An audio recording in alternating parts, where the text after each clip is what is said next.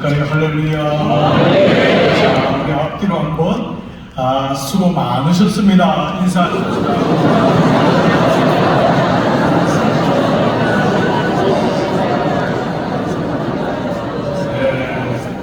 여러분 정말 수고 많으셨습니다. 제가 와가지고 택시를 한 2번 탔는데 택시 운전사들이 똑같이 하는 말이 비가 올 텐데 이러더라고요. 그래서 제가 얘기하고 싶은 마음이 막 불뚝 같았어요. 우리 때문에 비가 안 온 거다. 그런 마음이 들 정도로 정말 감사했어요. 오늘은 마지막 결단 예배구에서 정말 감사로 정말 이렇게 먼저 우리 하나님께 우리 하나님 이렇게 여기까지 오게 하시고 또 우리 정말 우리 감리교 장로회로서는 이 제주에 사는 처음이잖아요. 그렇죠? 정말 얼마나 감사한지 모르겠어요. 그리고 여러 장로님들 권사님들 뵙게 되는 너무 감사하고 우리 지난 2박 3일 동안 내일까지 오는 일정이지만 먼저 우리 하나님께 한번 큰 박수 보내드리겠습니다.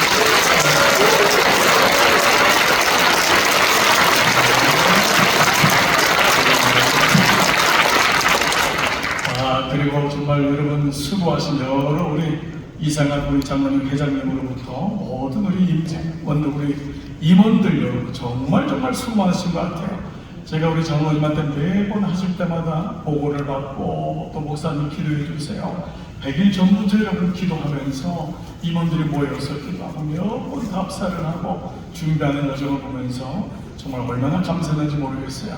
여러분 마지막 시간이니까요. 이메일 말씀 다 들었죠? 여러분 저는 오늘 말씀 안 전하고 여러분 정말 축복하는 시간을 좀 가졌으면 좋겠다 정도로 우리 이산 장로님, 우리 또 여러 이모님들 한번 잠깐 여기 계신 분들 한번 일어나 보시겠어요? 네, 저 곳곳에 계십니다. 아마 뒤에 계십니다.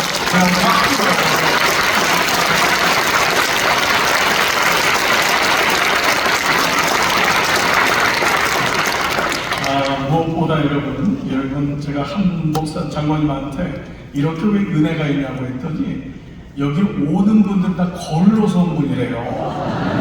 비행기 타고 올 정도면 은혜가 없을 수 없다고 그래서 여러분 정말 걸러서 우리 전국의 장로님들 권사님들 많지만 여기 오신 분들은 진짜 우리 장로님 권사님이시기 때문에 여러분 모두를 향해서 한번 박수로 한번 격려해 주시죠.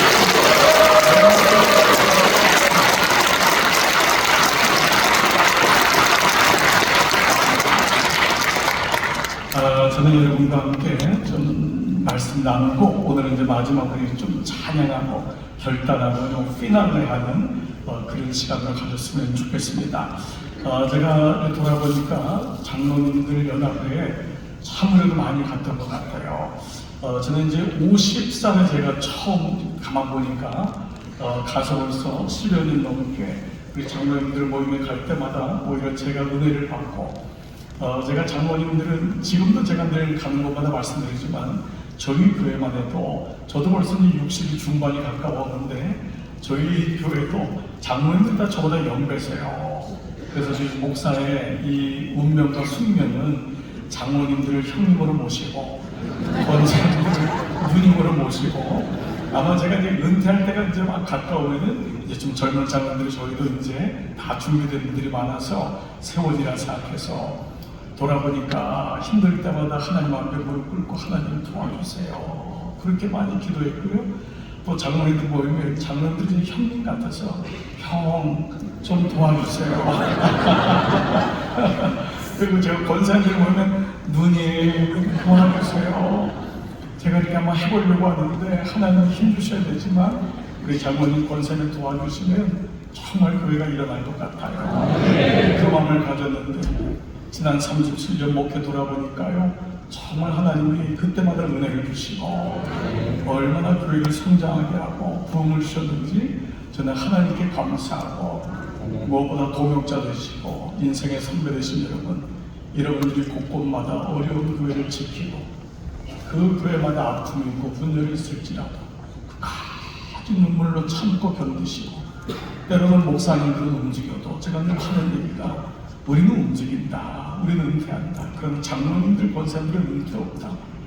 그 교회에서 다 뿌리 내리고 건축 공부 다 하고 교회 세우고 그리고 자녀들 결혼시키고 손주들이 이 교회에서 일어나기를 그렇게 기도하는 분들이기 때문에 하나님의 교회 주인이시지만 여러분 정말 주님의 이름으로 격려드리고 싶고 축복드리고 싶습니다. 여러분 오늘 이 모임이 마지막 시간이지만 여러분 이제 시작은 좋은 시작인 것처럼 여러분 개교회에서 정말 여러분 통해서 여러분의 소원이 젊은 사람들이 모이고 믿음의 구원의 계보가 흘러가는 정말 우리 감리교는 끝난 게 아니다. 끝난 게 아닌 줄 믿습니다. 자, 오늘 말씀 에스겔 37장은 너무도 잘 알려진 말씀이에요. 이 배경은 하나님을 떠난 나무다가 마지막에 결국 무너지지요. 아시는 대로 북이스라엘이 먼저 무너졌잖아요. 그런데 그렇게 하나님이 사인을 보냈지만 남유다 사람들은 설마 우리에게 이런 일이 있을까? 우리가 어떻게 하나님 우리를 버릴 수 있나? 하나님 절대 버리지 않죠. 근데 유다는 하나님을 떠나게 돼요. 그래서 여러분 아시는 대로 그 절망의 시간 속에서 하나님의 사람이 에스겔을 통하여 하나님이 놀라운 비전을 보여주세요. 그래서 이 비전은 정말 아비의 마음으로 들은 사람만 들을 수가 있어요. 그래서 오늘 이 여러분이 잘하는 뼈다귀가 죽은 그 무덤들이 다 부활해서 마침내 큰 군대가 되는 놀라운 이 말씀이 오늘 말씀이에요. 여러분 저는 늘 우리 교우들에게도 말하지만 결국 우리 장로님들과 목사님들이 아비의 마음으로 포기하지 말고 끝까지 견뎌낼 때 저는 이 말씀이 우리에게 주시는 말씀이 될 줄 믿습니다. 무엇보다 장로님 권사님들의 소원은 자녀들이 손주들이 이 믿음의 계보를 이어가는 거잖아요. 그리고 우리 그 말씀으로 본다면 나라를 향한 말씀이기도 하고 교단을 향한 말씀이기도 하고 우리 개교를 향한 말씀이기도 하고요. 우리 가정을 향한 이 말씀이 바로 에스겔 골짜기에 동역 부흥의 역사가 일어나는 말씀인 줄 믿습니다. 하나님께서는 에스겔을 선지자를요 영으로 데리고 한 골짜기에 가세요. 여러분 말씀 읽은 대로 골짜기에 뭐가 가득했죠? 죽은 뼈들. 다 뼈들밖에 없는 거예요. 그 뼈들의 상태가 어땠는지를 오늘 2절에 보니까요. 같이 한번 읽어볼게요. 나를 시작.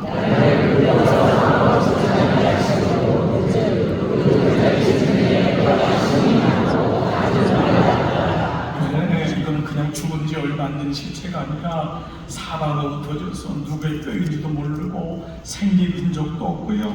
힘이 많고 아예 마른 거예요. 그러니까 이건 뭐냐면 소생의 소망이 없다. 완전 제로 바운드예요. 누가 봐도 이거는 그냥 완전히 끝났다라는 거예요. 그런데 하나님께서 오늘 이 에스겔의 골짜기 마른 뼈들을 보면서 하나님께서 뭐라고 말씀하시냐면 오늘 이렇게 말씀하는 거예요. 인자야 이 뼈들이 능히 살 수 있겠느냐.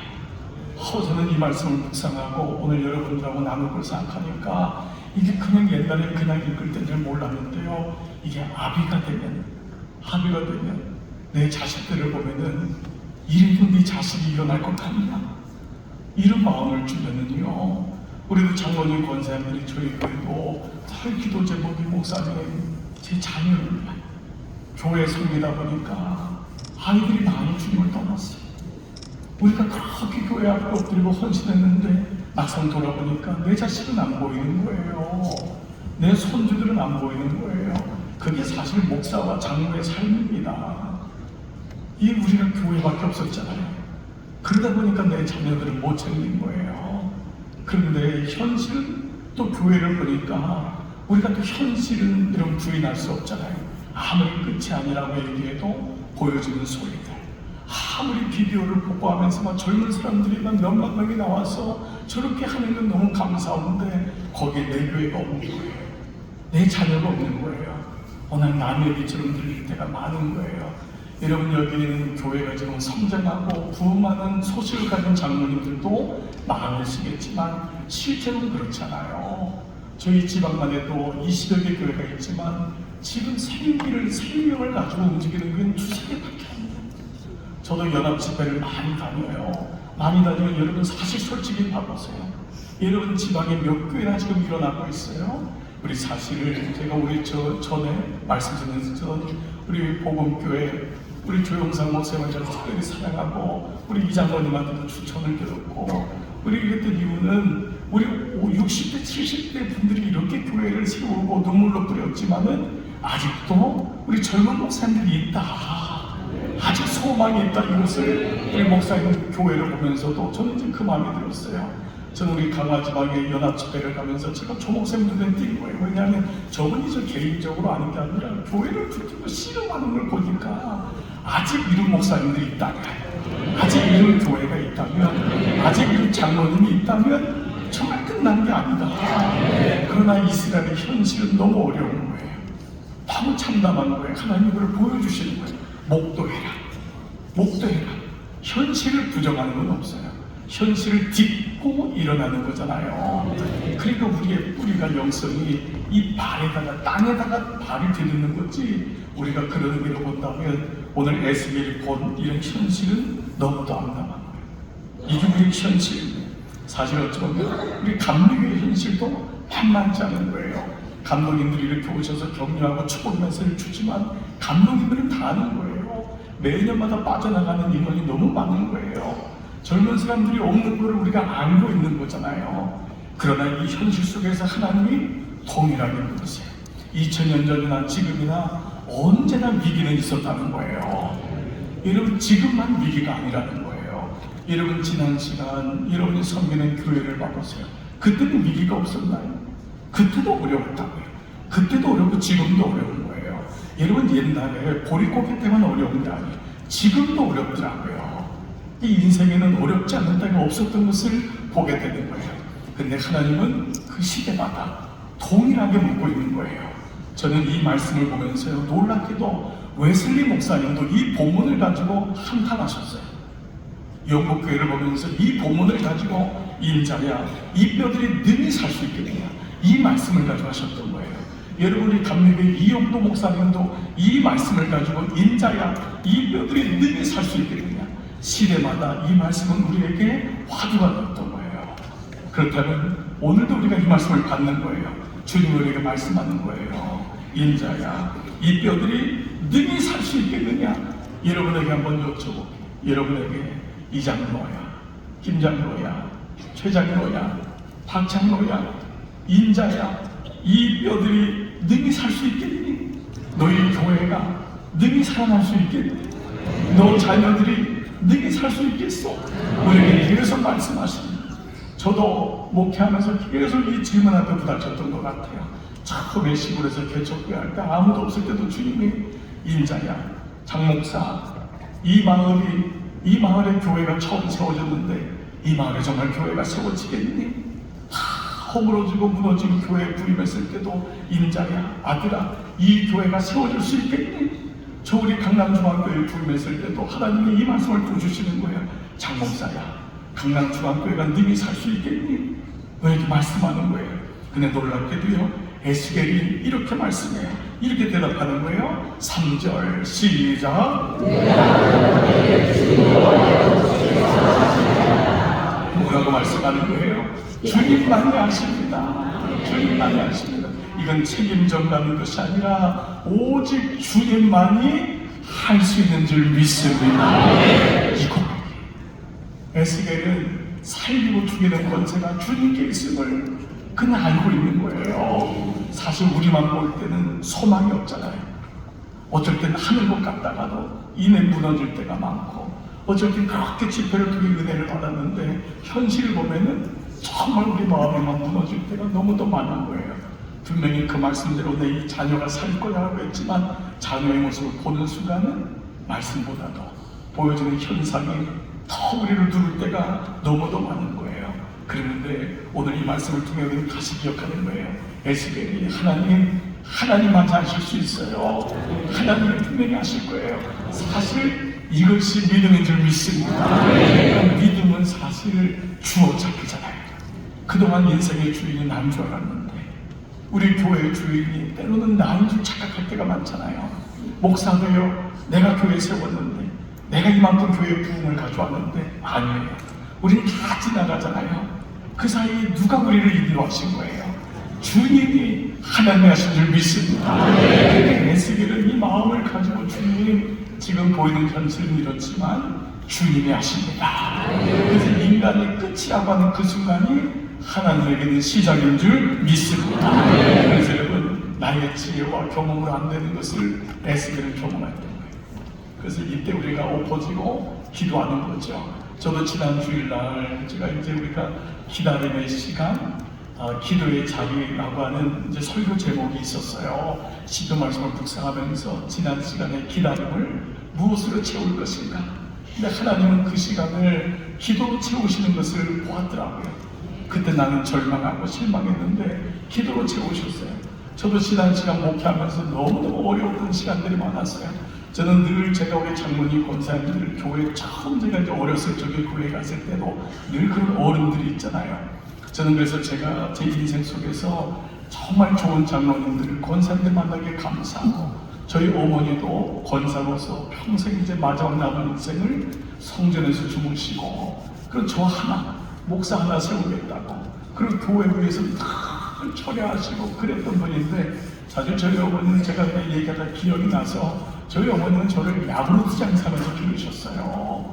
너무너무 힘들게. 사실 이제 교사도 하시고 선생님도 하셨고 1923년생이시니까 87세로 천국 가셨지만 너무 가난이 와가지고 어렵지만 그때 굴하지 않고 예수님 믿으면서 그렇게 기르셨어요. 그래서 제가 우리 교회 주변에 야구르트 장사 지나갔으면은 제가 이게 늘 그냥 지나갈 수가 없어서 집에 있는데도 몇십 개를 사고 늘 집에 야구르트가 끊이지 않던 거예요. 근데 그 지난 목요일 날에도 마침 야구르트 장사 아주머니가 교회 앞에 계시길래 제가 야구르트 장사 아주머니에게 야구르트를 30개를 산 거예요. 그분은 이제 그냥 그 웬 떡이냐 이렇게 이제 한 거죠. 근데 제가 그 아주머니한테, 아주머니 저희 어머니가 야구르트 장사에서 저를 길렀어요.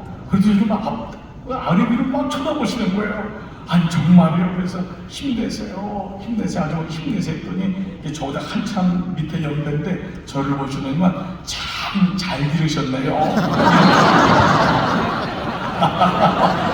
그래서 제가 이렇게 저를 봐도 참 잘 컸구나. 그래서 막 웃고 제가 격려해드리고 그랬던 그 시간이 저희 어머니 보니까 기다림의 시간이었지만 그 시간을 기도의 자리로 채우신 거예요. 참 그게 너무 감사한 거예요. 저도 지난 시간 목회하면서 저도 한번 제가 간증을 참 많이 했어요. 저는 교회를 3번을 건축했어요. 근데 2번째 건축할 때 교회가 성장하니까 장로님들하고 열심히 건축해서 이민교회에서 미국에서 교회를 건축한다는 건 정말 어렵습니다. 그래가지고 건축 프로젝트를 몇백만 불짜리를 세우고 그렇게 기도했어요. 그 장로님들하고 건축회사를 정하고 그랬는데 30만 불을, 그리고 거의 5억 원에 가까운 거예요. 그 당시 30만 불을 설계비로 들였는데 이 건축회사가 보니까 유령회사인 거예요. 사기를 친 거예요. 설마 했는데 그거를 확인하고 그날 밤 성전에 와가지고 성전불을 켜지를 못하겠는 거예요. 그 책이 엎혀서 너무너무 눈물이 나는 거예요. 몇 시간을 오는지 몰라요. 하나님의 이르는 성전 건축하지는 말라고 했지. 교회인데 이렇게 헌금했는데 이게 뭐예요? 그거 다 제 잘못 같은 거예요. 다 제 잘못 같고 너무너무 창피하고 이제 교회는 끝났다고 생각하는 거예요. 근데 하나님이 그때 너무 기도를 시키는 거예요. 장목사야, 지금이 기도할 때다. 지금이 기도할 때다. 그 마음이 계속 오는 거예요. 그리고 10일 동안을 금식했어요. 하나님 앞에 매달렸어요. 근데 장로님들이 같이 금식해주고 같이 기도해주면서 놀랍게 회복되는 것을 저는 경험하면서 하나님 인자야, 이 뼈들이 능히 살겠느냐. 우리의 인생을 보면요 살 수 없는 게 너무 많아요. 근데 그때마다 하나님이 우리에게 묻는 거예요. 근데 에스겔이 뭐라죠? 주님이면 하실 수 있습니다. 주님이 하실 수 있습니다. 저는 이게 젊은 사람들이 고백하는 거랑 다른 것 같아요. 인생의 어려움도 경험하고 골짜기도 경험하고 죽음도 경험하고 영적 아비가 된 사랑하는 장로님 권사님들이야말로 이 고백, 주님이 하셔야 돼요. 주님이 도와주셔야 돼요. 오늘 이 고백이 여러분의 고백이 되기를 축복합니다. 놀라운 비밀 하나가 있어요. 하나님이 친히 하시는 데터인데 어떻게 하시냐면 4절 보세요. 시작.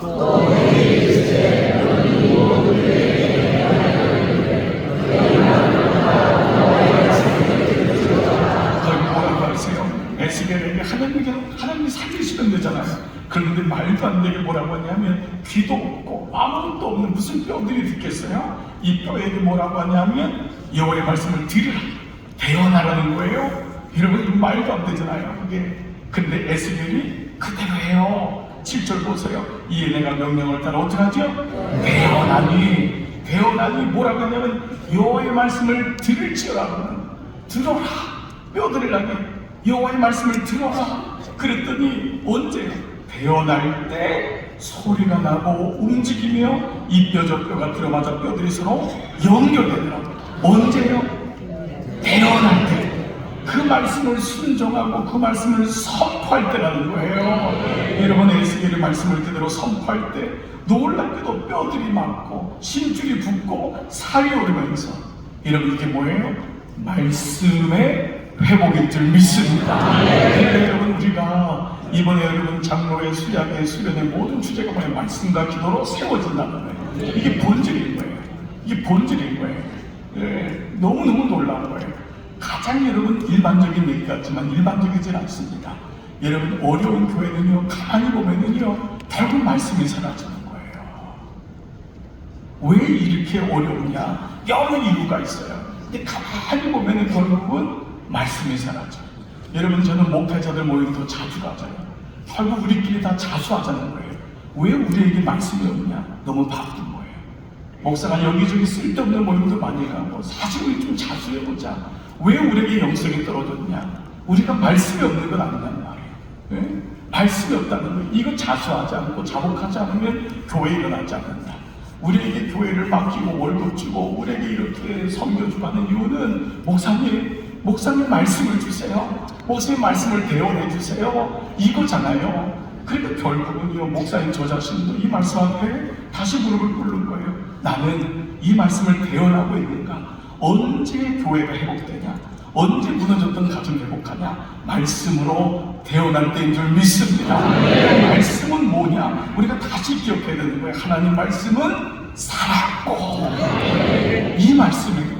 절대 잊어버리면 안 돼요. 우리는 절대 이거 안 돼요. 어느 목사님을 모시느냐, 어떻게 우리가 기도를 하느냐, 어떻게 프로그램을 하느냐, 이 모든 것이 중요하지만은 가장 중요한 건 뭐냐면 모든 이 과정은 일로 가는 거예요. 하나님 말씀은 살았고 그 말씀만이 움직이게 하는 줄 믿습니다. 이거예요. 말씀은 살았고. 장로님들이 말씀에 끼고 있으면요, 목사들은 긴장하는 거예요. 목사가 왜 말씀이 없는데도 긴장하지 않느냐? 장로님들이 말씀을 모르면, 권사님들이 말씀 없이 살면은 요구하지 못하는 거예요. 목사님 말씀을 주세요. 단소리 말고 말씀 주세요. 생명의 말씀을 주세요. 우리 청년들에게 말씀을 주세요. 이게 놀라운 거예요. 그 말씀이 대언되는 거예요. 하나님 말씀을 가지고 그 말씀이 분명히 이 말씀을 대언하면은 살아가는 줄 믿습니다. 말씀만이 교회를 세우는. 여러분, 우리 이사학 장로님이 저희 교회 장로님이시기 때문에도 제가 말씀을 나누고 여러분 앞에 이렇게 서서 나누지만, 이 장로님이 왜 주제를 이걸로 세우셨겠어요? 이 말씀으로 저희 교회가 살았거든요. 이 말씀으로 기도로 세워졌거든요. 근데 이 간증이 없으면 되지 않잖아요. 여러분 아무리 장로님이 회장이라도 자기 교회 목사님 일부러 세울 이유는 없어요. 여러분 이거 뭐냐면 우리 교회가 그런 모습으로 회복된 것을 알고 있거든요. 저도 부임한 지 7년 반 정도 됐어요. 그러나 사실 우리 장로님들 여기 20여 분이 다 오셨어요. 우리 원로 장로님들, 권사님들, 저를 청빙해 주시고 기도하셨던 그 장로님들 다 오셨어요. 오셔서 다 그때 저희 교회는 아무 문제가 없다는 거예요. 그때 제가 다 깜빡 속고 왔어요. 그래서 아무 문제가 없대요. 그래서 목사님 오시기만 하면 된대요. 왔더니요, 너무너무 문제가 많은 거예요. 너무너무 어려운 거예요. 근데 가만 그때 생각했어요. 문제 없는 교회가 어디 있냐. 그랬더니요, 빚도 얼마 안 되더라고요. 70억 정도 남아있더라고요. 저는 7억인 줄 알았어요. 공을 세워봤잖아요. 공을 세울 때 공이 하나가 더 있어요. 그러니까 정말 어렵더라고요. 보니까 장로님들도 열심히 해보려고 하는데 이때는 마음이 안 맞고 어려우니까 다 교회를 사랑하는데 이게 우리 모습이잖아요. 교회를 다 사랑하고 주님과 얘기하는데 때로는 덜그덕거리고 때로는 악수도 못하겠고 때로는 보면은 의견이 다르니까 그게 어려운 거예요. 근데 여러분 오늘 하나님은 뭐라 그러죠? 말씀이야. 말씀이면 된다. 여러분 이게 놀라운 거였어요. 그런데 지나보니까 너무 제가 장로님들께 감사한 거, 권사님들께 감사한 건요, 순종하기, 다시 마음을 모으기로. 그렇게 마음을 모으면서요, 놀랍게 저희가 지난 5월 달에 50주년 예배를 드렸어요. 근데 여러분 좀 놀랍지도 않겠지만은 우리 빚 다 갚았어요.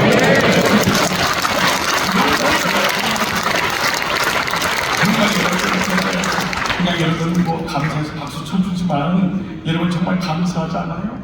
정말 감사합니다. 정말 어떻게 이런 일이 있냔 말이에요. 매년 10억씩 갚은 거예요. 여러분 저희 교회는 그렇게 예산이 많은 교회가 아니에요.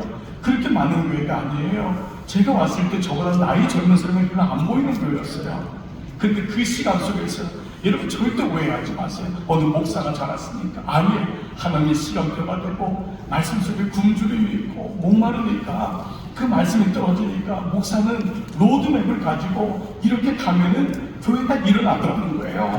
하나님의 말씀으로. 근데 그때 순종해 주시고 같이 가니까 놀랍게도 계속 하나님이 이걸 보여주시는 거예요.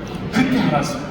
그때 알았어요. 이거는 우리 교회만을 위한 부흥과 성장이 아니구나. 아파하고 힘들어하는 모든 교회들에게, 지금같이 목마른 교회들에게 하나님이 말씀이면 족합니다. 말씀을 세워줄 수 있습니다. 여러분이 본질을 향해 갈 때 교회가 어떻게 회복되는지를 보여주는 줄 믿습니다. 여러분 이거예요. 저는 그래서 제가 저희 교회 지난 3년부터 목사님들 모임을 시작했어요. 매번 모일 때마다 150분, 200분씩 모여서 한 1000분 정도가 모이는데요. 놀랍게 저는 그때 희망이 있구나. 거기에 생명력 있는 목사님들이 있더라고요. 말씀을 가지고 사모하고 말씀을 가지고 일어나려고 하고 그런 목사님들이 있는 거예요. 그래서 여러분 제가 요번에 저희가 10월 달에는 이제 장로님들 모시고 시작하려고요. 그런 말씀 목회를 사모하고. 왜냐하면 이런 장로님들이 목사님들에게 필요해요. 목사님들에게 로드맵을 같이 가져가고 이렇게 하니까 교회가 목사님 일어나더군요. 제가 동역자가 되겠습니다. 제가 중보자가 되겠습니다. 그런 마음이 필요한 거예요. 이런 담론교회에 가장 많은 게 행사가 어떤 그것보다 더 중요한 거예요. 본질로 돌아가는 오늘 말씀으로 되어나는 이 역사가 일어날 때 저는 교회들마다 빚을 많이 갚았기 때문만 아니에요.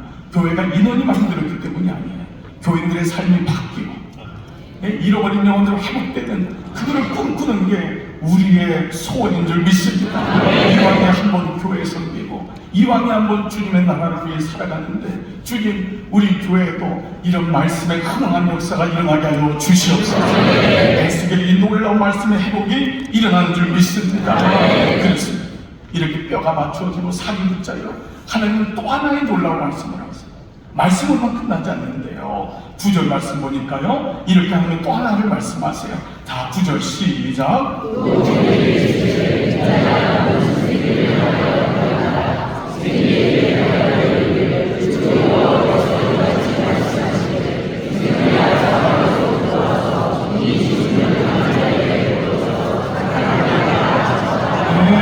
에스겔이 어떻게 하죠? 어떻게 태어났죠? 생기. 이 생기는 하나님의 영이잖아요. 신약으로 하면 성령인 거예요.